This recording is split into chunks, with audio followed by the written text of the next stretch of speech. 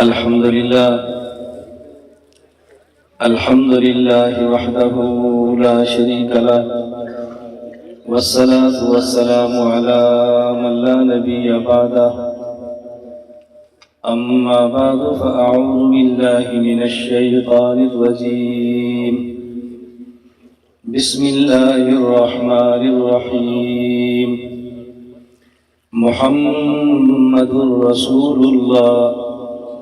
اللهم صل على محمد وعلى آل محمد كما صليت على إبراهيم وعلى آل إبراهيم إنك حميد مجيد.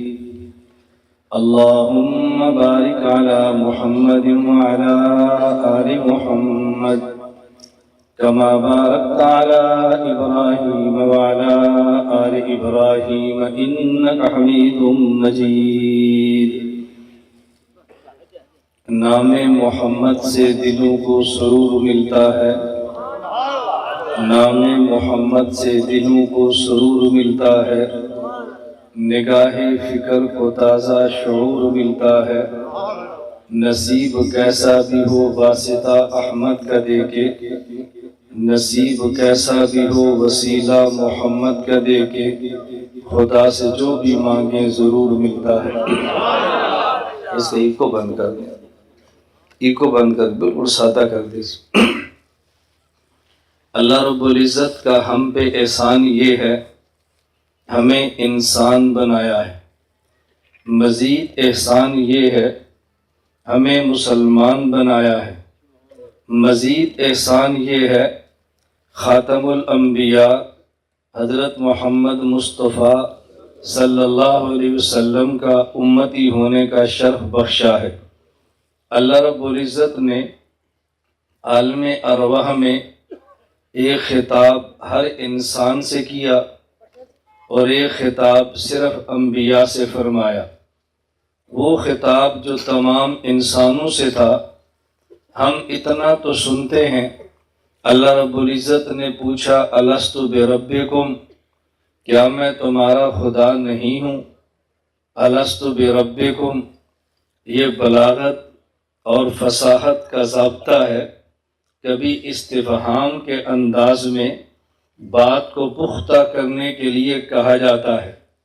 جس طرح باپ اپنے بیٹے سے کہتا ہے کیا میں تیرا باپ نہیں ہوں؟ بیٹا بھی سمجھتا ہے، باپ بھی سمجھتا ہے، لیکن باپ اس انداز میں گفتگو کرتا ہے تاکہ بیٹا کیا کہتا ہے. اور مسلمات کو کبھی استفہام کے انداز میں کہا جاتا ہے. اسی طرح اللہ رب العزت نے فرمایا الست بربکم، کیا میں تمہارا رب نہیں ہوں؟ تو ایک استفہام ہوتا ہے کسی سے بات پوچھنے کے لیے. میں بلاغت کی تفصیلات نہیں بیان کر رہا، میں عرض اس لیے کر رہا ہوں کہ بسا اوقات قرآن فصیح گفتگو کرتا ہے، ہم سمجھ نہیں پاتے، سمجھا نہیں پاتے، اس فصاحت تک پہنچ نہیں پاتے، تو ہمیں اشکالات شروع ہوتے ہیں. عالم ارواح میں سب سے پوچھا الست بربکم، اور تمام نے جواب دیا بلا، کیوں نہیں، آپ ہمارے رب ہیں. اتنا تو ہم نے سنا ہے، لیکن اگلی بات جو بات میں کہنا چاہتا ہوں، قاری محمد طیب دارالعلوم دیوبند کے محتمم حضرت ارشاد فرماتے ہیں کہ جب اللہ نے فرمایا الست بربکم، کیا میں تمہارا رب نہیں ہوں، عالم ارواح کی سارے روحیں خاموش تھی. نہ کوئی نبی بولا، نہ کوئی عام مسلمان اور ولی بولا. عالم ارواح میں سب سے پہلے روح محمد نے فرمایا بلا. سب سے پہلے عالم ارواح میں روح محمد نے فرمایا بلا، اس کے بعد انبیاء نے فرمایا بلا. اس کا معنی یہ ہے کہ عالم ارواح میں جو ہم سب اللہ پر ایمان لائے، یہ ہمارا ایمان لانا حضرت محمد کے ایمان لانے کا صدقہ ہے. پیغمبر عالم ارواح میں بلا نہ فرماتے، وہاں بلا کوئی نہ کہتا، تو عالم ارواح میں جو ایمان لایا وہ اللہ کے نبی حضرت محمد کی وجہ سے لایا۔ ایک شخص وہ ہے جو ایمان لاتا ہے، اور ایک وہ ہے جس پر ایمان لایا جاتا ہے۔ جس پر ایمان لایا جائے اس کا ایمان اصل ہوتا ہے، اور جو ایمان لاتا ہے اس کا ایمان نسل ہوتا ہے۔ اصل کو باپ کہتے ہیں، نسل کو اولاد کہتے ہیں۔ اس کا مطلب یہ ہے کہ عالم ارواح میں جس نے بلا کہہ کے اللہ پہ ایمان کا اظہار کیا تھا، وہ عالم ارواح میں ہی روحانی طور پہ حضرت محمد کا بیٹا بن چکا تھا۔ باقی سب اولاد بنے ہیں، ہمارے نبی والد بنے ہیں۔ ایک ہے تعلق جسم کا اور ایک ہے تعلق روح کا۔ عالم ارواح میں ہمارے یہ جسم نہیں تھے، عالم ارواح میں صرف ہماری روحیں تھی۔ خطاب ان جسموں کو نہیں تھا، عالم ارواح کی روحوں کو تھا۔ تو عالم ارواح ہی میں سے پیغمبر کا ایمان اصل بنا ہے، ہمارا ایمان نسل بنا ہے۔ پھر دوسرا خطاب اللہ نے حضرات انبیاء کرام علیہ السلام کو فرمایا۔ انبیاء علیہ السلام کو اللہ نے فرمایا ثم جاءکم رسول، لیکن یہ بات اچھی طرح سمجھو، وَإِذْ أَخَذَ اللَّهُ مِيثَاقَ النَّبِيِّينَ، جب سارے نبیوں سے اللہ نے وعدہ یہ لیا، لَمَا آتَيْتُكُم مِّن کتاب، میں تمہیں کتاب بھی دوں گا، وَحِکْمَةٍ، تمہیں حکمت بھی دوں گا۔ کتاب نام ہے علم کا، حکمت نام ہے دانائی کا۔ فارسی کا ایک جملہ ہے، یک من علم را دامن عقل باید، جسے ہم چھٹانک کہتے ہیں اسے وہ من کہتے ہیں۔ ایک چھٹانک علم کے لیے 10 چھٹانک عقل چاہیے۔ کبھی علم ہوتا ہے اور عقل نہیں ہوتی۔ ہمارا علم ہی امت میں فتنے کا سبب بن جاتا ہے۔ ہمارے اکابر علماء دیوبند کو اللہ نے علم بھی دیا تھا اور اللہ نے عقل بھی دی تھی، اور امت کو یوں سنبھالا تھا۔ میں صرف ایک واقعہ پیش کرتا ہوں، میرے پاس تو اکابر کی بتائی ہوئی بہت ساری مثالیں اور واقعات بھی ہیں۔ 1965 کا جہاد تھا، پاکستان سے فتویٰ جہاد کا لگا، ہندوستان دارالعلوم دیوبند سے فتویٰ فساد کا لگا۔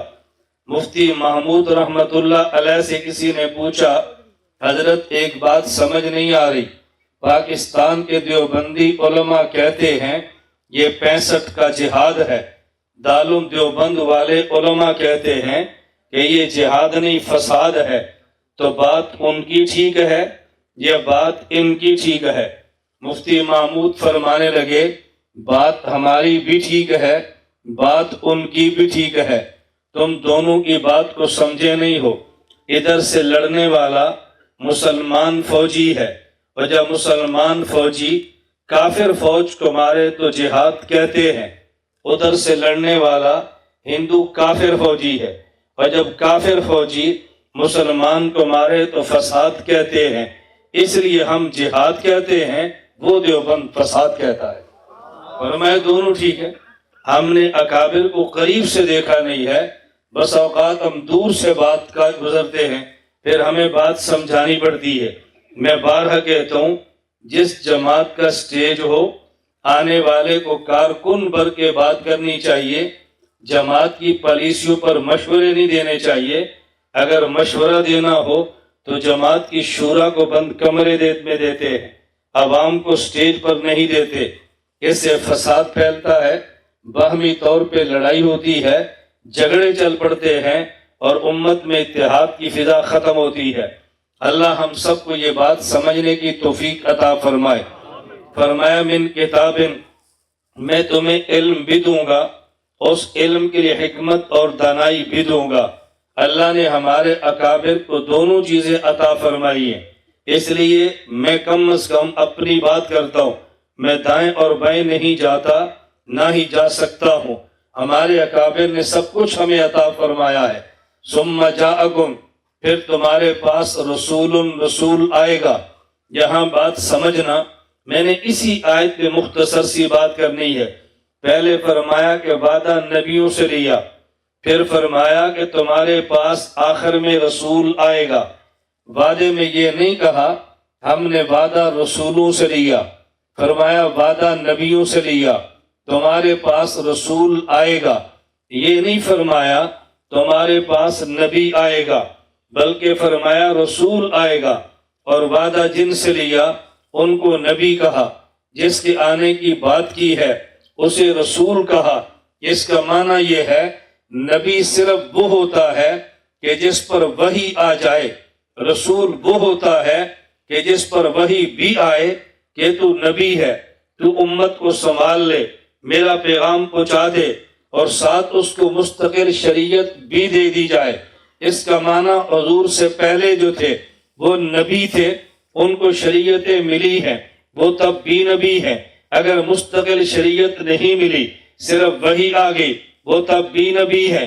لیکن رسول کی خاص علامت یہ ہے اس پہ وحی بھی آتی ہے، مستقل شریعت بھی آتی ہے۔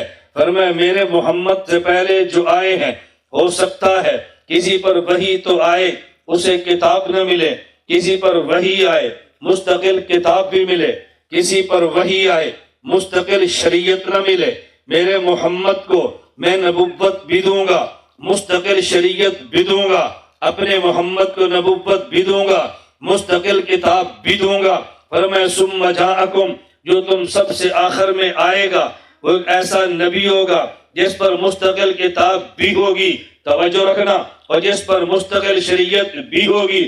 میں ایک بات پوچھنا چاہتا ہوں ان لوگوں سے جو ہمارے نبی محمد مصطفیٰ کو چھوڑ کے مرزا قادیانی کا کلمہ پڑھتے ہیں، بھئی ہمارا مختصر سا سوال یہ ہے، سب نبیوں سے آخر میں جس نے آنا وہ رسول ہوگا، یعنی اس پر مستقل کتاب ہوگی۔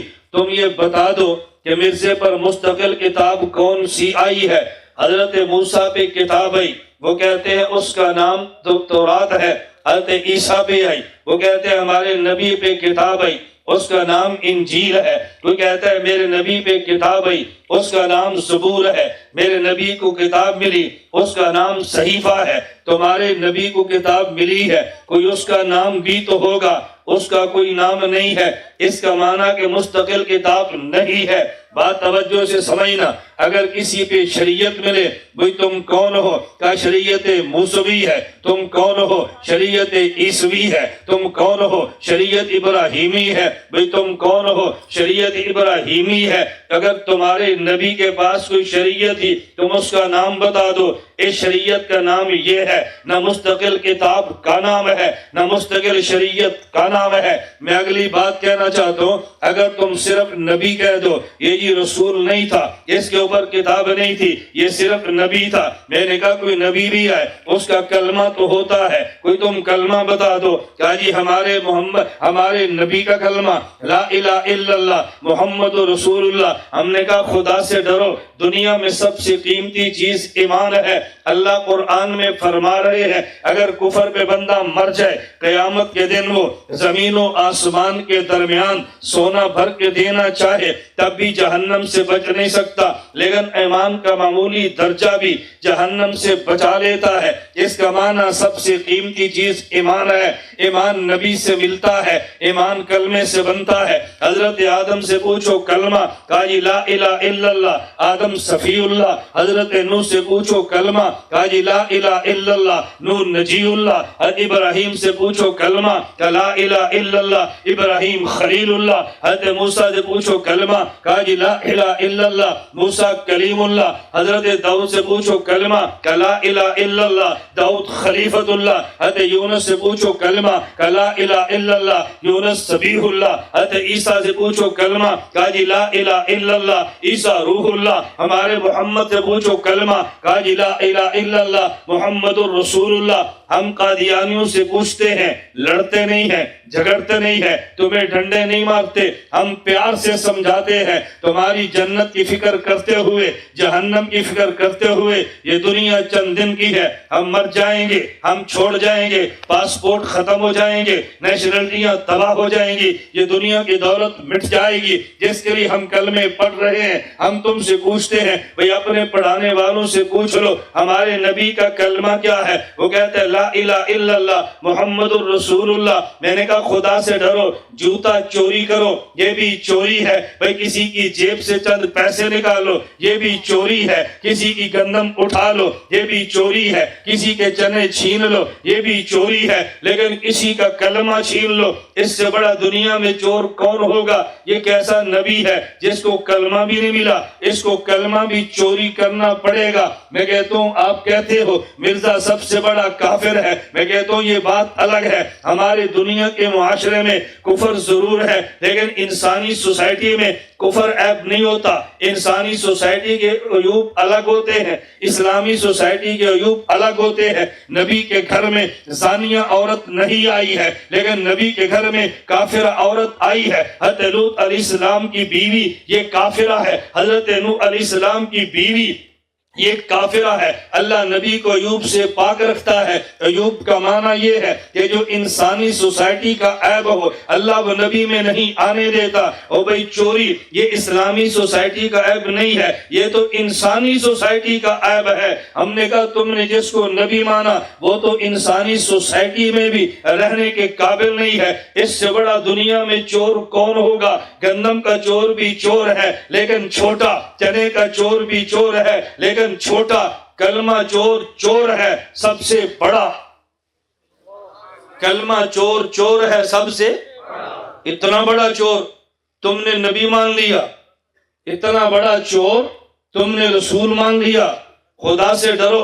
توجہ رکھنا، اتنا بڑا چور تم نے اپنا نبی مان کے رہبر و رہنما مان لیا. میں سمجھا یہ رہا تھا ثم جاءکم رسول. توجہ سے بات سمجھنا. اللہ نے وعدہ جن سے لیا، فرمایا یہ سارے نبی ہیں، اور جو بعد میں آئے گا فرمایا یہ رسول ہے. نبی پر وحی آتی ہے، شریعت ہو مستقل یا نہ ہو وہ نبی ہے. وحی آتی ہے مستقل کتاب ہو یا نہ ہو وہ نبی ہے. لیکن رسول اسے کہتے ہیں اس پہ وحی بھی آتی ہے اور مستقل کتاب بھی آتی ہے، مستقل شریعت بھی آتی ہے. بات توجہ سے سمجھنا. مرزا رسول تو ہو نہیں سکتا. مستقل شریعت کا نام بتاؤ. رسول تو ہو نہیں سکتا. مستقل کتاب کا نام بتاؤ. وہ کہیں گے ہم رسول نہیں مانتے، ہم نبی مانتے ہیں. بڑا مختصر سا سوال یاد رکھنا. بھائی نبی اسے کہتے ہیں جس پر وحی آتی ہے. جس نبی پر وحی آئے وہ وحی کسی زبان میں آتی ہے. نبی کی وحی کی زبان کیا ہے؟ قرآن کہتے ہیں وما ارسلنا من رسول الا بلسان قومی. ایک ہے نبی کی امت، ایک ہے نبی کی قوم. نبی پر جو وحی آتی ہے وہ نبی کی امت کی زبان میں نہیں بلکہ نبی کی قوم کی زبان میں. یہ بات توجہ سمجھنا. ہم سب نبی کی امت ہیں. میری زبان پنجابی، دوسرے کی پشتو، تیسرے کی سندھی، چوتھے کی عربی، پانچویں کی انگلش، کسی کی افریقی. یہ سب نبی کی امت ہیں، لیکن یہ سارے نبی کی قوم نہیں ہیں. قوم کہتے ہیں کاسٹ کو. بھئی نبی پاک کی قوم کیا ہے؟ قریشی، ہاشمی قریشی. قریش کی زبان عربی، تو ہمارے پیغمبر کی وحی کی زبان بھی. توجہ سے مسئلہ سمجھنا. عربی. نبی کی وحی کی زبان وہ نہیں ہوتی جو نبی کی امت کی زبان ہو. نبی کی وحی کی زبان وہ ہے جو نبی کی قوم کی زبان ہو. ہم قادیانیوں سے سوال کرتے ہیں تم نے جس کو نبی مانا وہ غلام احمد ہے، تم بتاؤ اس کی قوم کیا ہے؟ سوال سمجھ لو گے. اس کی قوم کیا ہے؟ بولو نا. مرزا غلام احمد. قوم کیا ہے؟ مرزا. بھئی ہم پوچھتے ہیں یہ مرزا کون ہے؟ یہ عرب ہے، انگریز ہے، افریقہ ہے، ہندوستان کا ہے. کہا جی ہندوستان کا ہے. ہم نے کہا وہاں کے جو مرزے ہیں ان کی زبان کیا ہے؟ کہا جی پنجابی. ہم نے کہا اگر مرزا غلام احمد قادیانی نبی ہے تو پھر اس کی وحی کی زبان پنجابی ہو، وحی کی زبان پنجابی ہو۔ جہاں تک قادیانیت کو میں نے پڑھا ہے، میرا مطالعہ بہت زیادہ نہیں ہے، بہت کم ہے، جہاں تک میں نے پڑھا ہے یہ کہتا ہے مجھ پر وحی آتی ہے کبھی عربی میں، کبھی انگلش میں، کبھی فارسی میں، کبھی پنجابی میں، کبھی اردو میں، کبھی سنسکرت میں، 7 زبانوں میں وحی۔ توجہ رکھنا، نبی کی وحی کی زبان وہ جو نبی کی قوم کی ہے، مرزے کی قوم ایک ہے، وحی کی زبانیں 7 ہیں، قوم اور وحی کی زبانیں بولو، اب بسرا سمجھنا، وحی کی زبانیں 7 اور قوم، نبی کی وحی اسی زبان میں جو قوم کی زبان ہے۔ اگر مرزے کی وحی ٹھیک ہے تو پھر قومیں 7، قومیں کتنی ہوگی؟ اور اگر قوم ٹھیک ہے تو پھر وحی ایک۔ یہ تم نے فیصلہ کرنا ہے کہ اس کی قوم ٹھیک تھی یا وحی ٹھیک تھی۔ اگر وحی ٹھیک نہیں ہے تو پھر نبی نہیں ہے، اور قوم ٹھیک نہیں ہے، 7 قومیں ہیں۔ ایک بندے کی قوم ایک ہوتی ہے، جس کی 2 قومیں ہو، ہمارے ہاں اس کو حلال زادہ نہیں کہتے، اسے حرام زادہ کہتے ہیں۔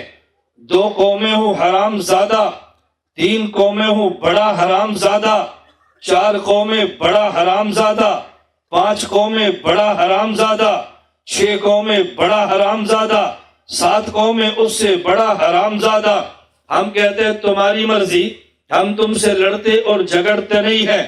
اللہ قرآن میں فرما رہے ہیں وَمَا أَرْسَلْنَا مِن رَّسُولٍ إِلَّا بِلِسَانِ قَوْمِ، کسی نبی پر وحی اس زبان میں ہوتی ہے جو نبی کی قوم کی زبان ہو۔ مرزے کی قوم مرزا ہے، لہذا وحی کی زبان وہ ہو جو اس کی قوم کی زبان ہے۔ اگر تمہیں نبی ماننے پر اصرار ہے تو پھر قوم 7 مانو، اگر قوم 1 ماننے پہ اصرار ہے پھر اس کو تم نبی نہ مانو، کیونکہ نبی کی وحی قوم کی زبان میں ہوتی ہے۔ ہم جھگڑتے تم سے نہیں ہیں۔ میں نے کہا بات توجہ سے سمجھو، جس طرح چور ہونا یہ اسلامی نہیں انسانی سوسائٹی کا عیب ہے، بالکل اسی طرح حرام زادہ ہونا اسلامی نہیں انسانی سوسائٹی کا عیب ہے۔ میں اسلام کی بات نہیں کر رہا، میں تو انسانی سوسائٹی کی بات کر رہا ہوں۔ ہمارا میسج صرف مسلمان کے لیے نہیں ہے، ہمارا میسج یورپ کے لیے بھی ہے کہ جس کو تم نے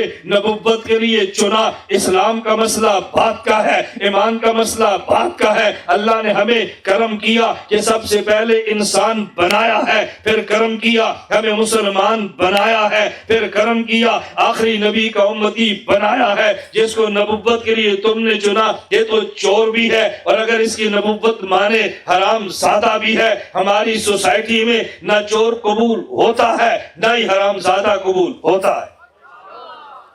انسانی سوسائٹی میں اس کو کوئی قبول نہیں کرتا۔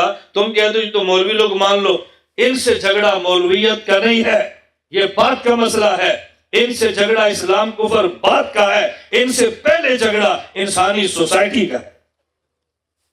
جس بندے کو انسانی سوسائٹی میں قبول نہیں کیا جا سکتا، ہم اس بندے کو نبی مان لیں۔ یہ ہے تو ایک مختصر سا لطیفہ۔ ہندوستان میں مناظرہ مرزائیوں سے طے ہوا، انگریزوں نے ٹرین لیٹ کر دی، مسلمان مناظر نہ پہنچا، مرزائی اچھل رہا تھا، لاؤ اپنا مناظر۔ ایک جٹ آدمی اٹھا، اس نے کہا میں بات کرتا ہوں۔ کہا تو کرے گا؟ کہا جی میں کرتا ہوں۔ وہ کھڑا ہوا، اس نے 5 منٹ مرزے قادیانیوں پر مرزے قادیانی پر گالیوں کی بارش برسائی۔ لوگوں کا سر شرم سے جھک گیا، یہ کیسا آدمی ہے، اس کو بات کا سلیقہ بھی نہیں آتا۔ وہ جب بیٹھا، قادیانی مرزائی کھڑا ہوا، اس نے کہا یہ سے کیا بات کرنی، کوئی دلیل تو دی نہیں ہے، صرف گالیاں دیتا ہے، گالیاں دینے سے مناظرے کا مسئلہ حل نہیں ہوتا۔ وہ بیٹھا، یہ پھر کھڑا ہوا، لوگوں نے کہا بیٹھ جا، اس نے کہا نہیں میں نے اس کی دلیل کا جواب دینا ہے، کہا یار خدا کا نام شرمندہ نہ کر، بیٹھ جا۔ اس نے کہا نہیں میں جواب دوں گا، یہ طاقت سے جٹ کھڑا ہوا۔ اس نے کہا میں نے 5 منٹ گالیاں دی ہیں، تم کہتے ہو مناظرے کا مسئلہ حل نہیں ہوتا، جس کو تم نبی مانتے ہو اس نے 60 سال گالیاں دی ہیں، مناظرے کا مسئلہ گالی سے حل نہیں ہوتا تو گالی دینے سے نبوت کا مسئلہ حل ہو جاتا ہے؟ گالیوں سے مناظرہ نہیں جیت سکتے، گالیوں سے نبوت جیت جاتے ہیں۔ آپ یقین فرماؤ، میں خدا گواہ بنا کر کہتا ہوں، قادیانیت سے گفتگو کے لیے بہت بڑے عالم کی ضروری نہیں ہے، اچھے سے انسان کی ضرورت ہے۔ تم علماء کو تلاش کرتے ہو، عالمی مجلس، جی ہمیں مبلغ دو، مبلغ نہیں، مسئلہ سمجھو، چناب نگر جاؤ، کورس کرو، مسئلہ سمجھو، مبلغین سے مسئلہ سمجھو، گفتگو خود کرو۔ جب پھنسو گے، کوئی جی میں مولوی نہیں ہوں، پوچھ کر آ جاؤں گا، کل پھر بات کرو، پھر پھنس جاؤ، پرسوں پھر بات کرو، 3 بات کرو گے تم خود بخود مناظر بن جاؤ۔ کب تک تم تلاش کرو گے مبلغین کو؟ خود کھڑے ہو، خود اپنے پاؤں پہ کھڑے ہو۔ یہ گفتگو بات چل پڑی۔ میں ایک واقعہ پیش کرتا ہوں، میں نے مختصر وقت میں بات کہنی ہے۔ عیسائی سے مناظرہ، مولانا صاحب کا، عیسائی دلیل دے رہے ہیں، مولانا توڑ رہے ہیں، مولانا دے رہے ہیں، عیسائی توڑ رہے ہیں۔ ایک ذمہ دار کھڑا ہوا، کہا مولوی صاحب ادھر مینوں گل کرن دو۔ اس نے کہا یہ ہے تو مرزائی لیکن پڑھا ہوا ہے۔ اس نے کہا کچھ نہیں ہوتا نا، ہے تو عیسائی لیکن پڑھا ہوا ہے۔ کہا جی مجھے بات کرنے دو۔ وہ جٹ کھڑا ہوا، اس نے عیسائی سے پوچھا اچھا یہ بتا تیرا دعویٰ ہے کہ عیسیٰ علیہ السلام اللہ کے بیٹے ہیں؟ کہا جی ہاں۔ کہا خدا کے کوئی اور بھی بیٹے ہیں؟ کہا نہیں جی ایک ہی ہے۔ اس نے کہا میرے 3 سوال ہیں، یہ بتا خدا کی عمر کتنی ہے؟ کہا ازل سے اربوں سال سے زیادہ۔ یہ بتا طاقت کتنی ہے؟ کہا علی کل شیء قدیر۔ کہا یہ بتا وہ تمہارے خدا کا بیٹا کیا کدھر ہے؟ کہا یہودیوں نے مار دیا تھا۔ اس نے کہا عمر کتنی؟ ہمیشہ سے۔ طاقت کتنی؟ علی کل شیء قدیر۔ پتر کنے جمے؟ ایک، وہ بھی کتنے گیا؟ یہودیاں مار دیتا۔ انہوں نے کہا کوڑے دے پترا پھر رب مینوں من، عمر 60 سال ہے، پتر 10 نے، میرے 10 جو کسی ایک نو ہاتھ لا کے بخا، ہاتھ لا کے بخا، ہاتھ لا کے۔ اتنی عمر ایک جمع، وہ بھی یہودی کو کے لائے گئے۔ یہ خدا ہے؟ میں اس کو اپنی زبان میں سمجھانے کے لیے کہتا ہوں، ایک ہوتا ہے مناظرہ، ایک ہوتا ہے جٹ جفا۔ اللہ کا شکر ہے میں مولوی بھی ہوں، جٹ بھی ہوں۔ ایک ہے مناظرہ ہے کہ جٹ جفا، جٹ جفے سیکھو، علماء سے سیکھو، بات کرنا سیکھو، خود بات کرو، خود۔ میں بات سمیٹتا ہوں۔ میں نے عرض کیا اللہ نے ایک عالم ارواح میں وعدہ ہم سب سے، دوسرا وعدہ بولو نبیوں سے، اور جو جملہ فرمائے وہ سمجھ لو۔ انبیاء سے 2 باتیں، نمبر 1 لَتُؤْمِنُنَّ بِهِ، سبحان اللہ، اور نبی ماننا ہے تو نبی تو دیکھو نا، ایمان لانا ہے، رسول تو دیکھو نا۔ کہا لَتُؤْمِنُنَّ بِهِ، تم نے میرے محمد پر ایمان لانا ہے، توجہ، ایمان لانا ہے۔ ایک وہ جو ایمان لائے، ایک وہ جس پر ایمان لائے، جس پر ایمان لایا جائے اس کا ایمان اصل، جو ایمان لائے اس کا ایمان نسل، اصل باپ ہے، نسل اولاد ہے۔ آدم سے لے کر عیسیٰ یہ سب ایمان لانے والے ہیں۔ ہمارے محمد پہ ایمان لایا جا رہا ہے، اس کا معنی یہ ہے ہمارے محمد کا ایمان باپ ہے، سب انبیاء کا ایمان اولاد ہے، ہمارے نبی کا ایمان باپ ہے، ہم سب کا ایمان اولاد ہے، ان کے پاس ایمان باپ ہے، اس رشتے میں نبی باپ ہے، سارے نبی ان کی اولاد ہے۔ حضرت آدم بیٹے ہیں، محمد باپ ہیں، عیسیٰ بیٹے ہیں، محمد باپ ہیں۔ تم کہو گے پہلی بار، میں نے کہا پہلی بار نہیں، اکابر نے لکھا، ہم نے کبھی توجہ نہیں دی۔ حضرت عائشہ ازواجہ امہاتہم یہ ماں ہے، سیدنا صدیق اکبر مومن ہے، حضرت حفصہ یہ ماں ہے، حضرت حفصہ مومن پیغمبر کی بیوی ماں ہے، حضرت عمر مومن ہے۔ میں سمجھانا یہ چاہتا ہوں ایمان والے پیغمبر کی بیوی کے اولاد ہے، نبی کی بیوی، سب ایمان والوں کی ماں ہے، جب رشتہ ایمان کا دیکھے عائشہ ماں ہے، صدیق بیٹا ہے، جب رشتہ خون کا دیکھے حضرت عمر باپ ہے، حفصہ بیٹی ہے، جب رشتہ ایمان کا دیکھے حفصہ ماں ہے، عمر بیٹا ہے، جب رشتہ خون کا دیکھے آدم باپ ہے، محمد بیٹا ہے، جب رشتہ ایمان کا دیکھے محمد باپ ہے، آدم بھی بیٹا ہے۔ لَتُؤْمِنُنَّ بِهِ وَلَتَنْصُرُنَّ، تم سب نے ان کی تائید بھی کرنی ہے۔ علامہ سبکی نے مستقل کتاب لکھی ہے التفسیر والمنہ، ایک آیت کی تفسیر میں پوری کتاب لکھی ہے۔ تم نے تائید بھی کرنی ہے۔ سب کسی کے پیچھے کھڑے ہو کے امام مان لیں، اس سے بڑی تائید کیا ہوتی ہے؟ بیت المقدس میں حضور کو امام مان کے انبیاء نے تائید بھی کی ہے۔ میں بس اتنی بات عرض کرتا ہوں، اللہ کا کرم ہے ہمیں انسان بنایا، اللہ کا کرم ہے ہمیں مسلمان بنایا، خدا کا کرم ہے آخری پیغمبر کے امتی ہونے کا شرف بخشا ہے۔ ہم اس پہ خدا کا شکر بھی ادا کریں، اس نعمت کی قدر بھی کریں، اور اس نعمت کی شکر اور قدر یہ ہے اس پر جس حد تک ممکن ہو انسان محنت کرے۔ اللہ مجھے اور آپ سب کو ختم نبوت کی تاریخ کا غلام بنائے، نوکر بنائے، خادم بنائے، اپنا سب کچھ اس پہ لٹانے کی توفیق عطا فرمائے۔ وآخر دعوانا ان الحمدللہ رب العالمین۔ لا إله إلا الله، لا إله إلا الله، لا إله إلا الله، ما لنا رب سواه۔